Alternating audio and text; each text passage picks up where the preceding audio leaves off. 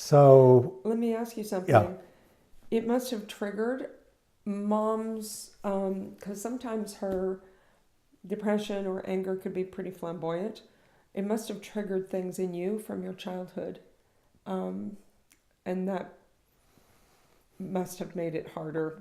it did. I grew up in a home in which there was a lot of violence.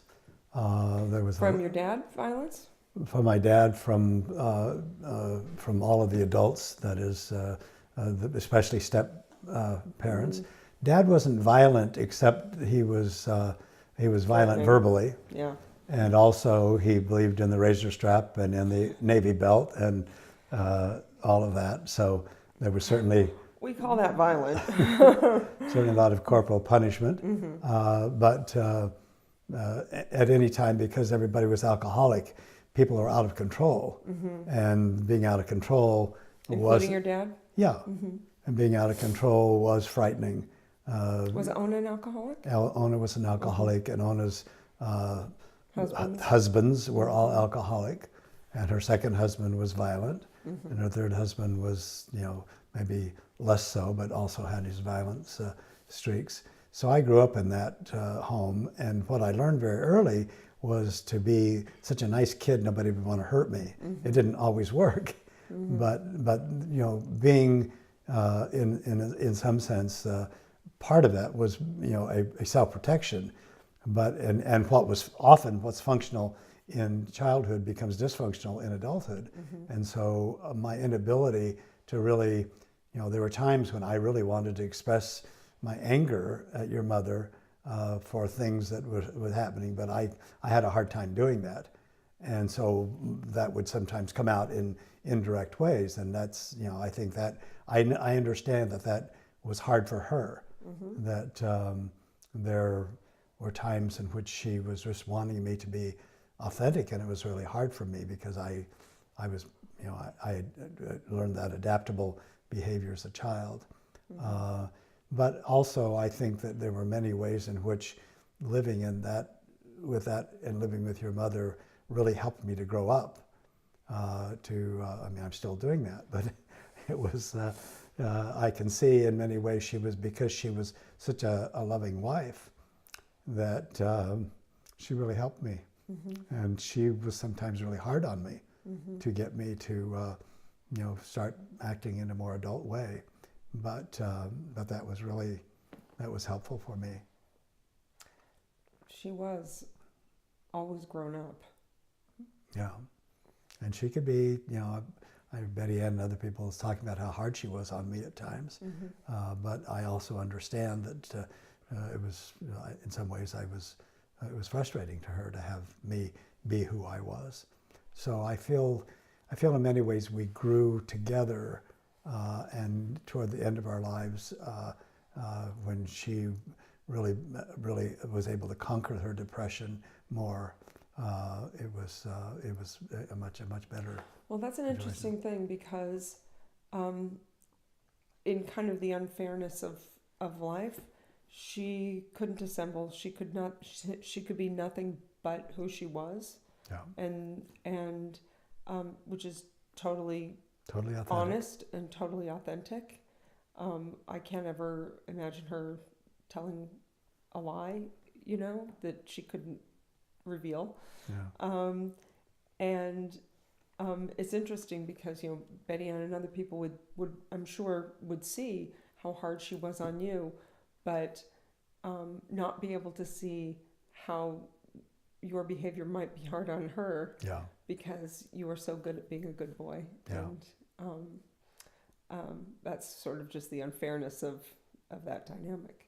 yeah. I think that I remember once in therapy, uh, I, the therapist saying, going around and saying to all of you kids, to everybody, who has the power in this family, and all of you said, "Mom," Hmm. because she, it was clear when she exercised it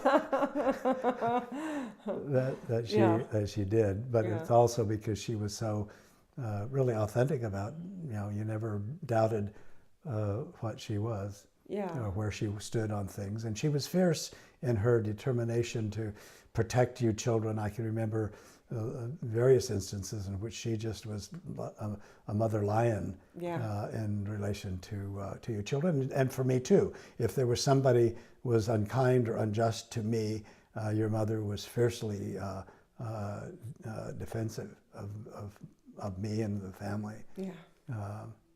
Yeah. She would right any wrong. Yeah. What about the family humor? Well, it's interesting. I think you and Mom were very lucky to have found each other, and that your humors coincided, because I think the Stanfields have a very particular humor, and I think the Rees clan must have as well, and that those two came together in the way that they did, and then created our own family humor, is pretty lucky. Now, she had a great sense of humor. She did. Wry and subtle. But and smart. Yeah. Yeah. Yeah. But it seemed to me that I grew up in a family in which my father was always teasing or always joking. And was it in a good way? Was it in a loving way, or? Yeah, most of the time. I mean, critical? I think it was most of the time it was intended as good humor. I remember going out on a date with Marilyn Clossy and coming home and my father say, "Gee, looks like somebody cut your throat, Bob," with all that red. But he could be a little bit cruel with his teasing, but he was just funny and liked to joke, and so I think humor is one of those things that can be a lot of fun. It can also not be fun in certain situations. Goes both ways. Yeah, but I think that my remembrance is we had a lot of fun as a family. Well, Clayton's funny. Was Ona funny? No, Ona was basically just passive. My mom. Yeah, I don't remember Mom. Of course, I didn't live with her that much. Yeah. I don't remember her, but I think she just was the more quiet, sober, passive person. But Dad's family, Uncle Bill and the aunts, there was a certain humor that came down through that line. Do you think his dad was funny? His family of origin was funny? I don't ever remember Granddad Rees laughing or being funny, but I think my grandmother was. But I just gathered that from things that Dad said about her. She apparently was a truly remarkable woman. Yeah. That's interesting. Yeah, she held me when I was an infant, and then she was killed in the avalanche 3 months after that time. So, going to church, say something about your teachers and the Holy Spirit. And one of the things that I have felt as a father and as a husband is that I saw all of the really remarkable adults in your lives from church, people who, doctors and attorneys and very accomplished women and men who were your guides and mentors and teachers. And I felt as a father that it was an enormous gift to me to have those scoutmasters and those young women's leaders and the primary leaders and others. But I'm kind of interested in your kind of perspective on that. Well, again, I think that so many gifts came with that home, because there was the neighborhood, but there was also the ward. And I think it's always better when more people love your kids than fewer. And we had just a remarkable community there. So, whatever antithesis there might have been with our own parents, we each found people to complement us. So, Jenny found Elena, or, there were so many people. We each found people who could support us and love us and whom we could admire. And that was great. I mean, yeah, I felt that one of the things that I felt was that my those people were teaching my children lessons that it was harder for me to teach them, or harder for them to hear from me, or at least they were reinforcing those kinds of things. But they were also teaching them how to be part of a community, how to be responsible within a group, and to take, all of you kids had opportunities for leadership, onto speaking and all of that. There were all of the kids, which was really important, really great.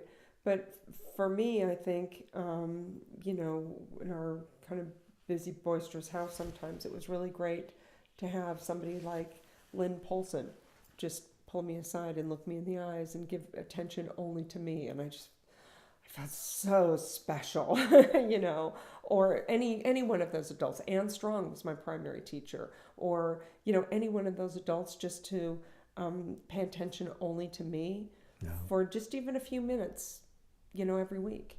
That was really important.